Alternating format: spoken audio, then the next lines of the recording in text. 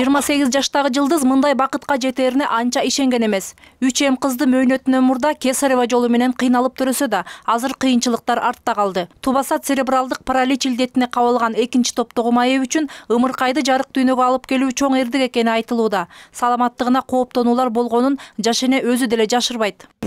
Сарсанаа болдум, анткени үчүн аябай көтөргөндө кыйналдым да. 3 эгизде көтөрүш аябай оор экен. Физически анан өзүм судорогим бар болгон үчүн бутумдан кыйналып аттым.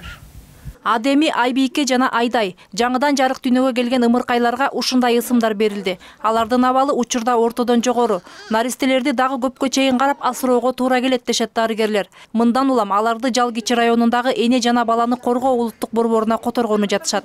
Балдардын бесик ичине жетпей төрөлгөн 33 жума болуп. Жуманын аягында жалга которушубуз керек.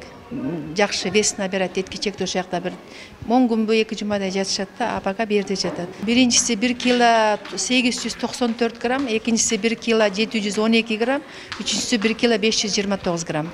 Үчөө тең кыз 6-7 балл деп коебуз, мындай недоношный балага жакшы эле.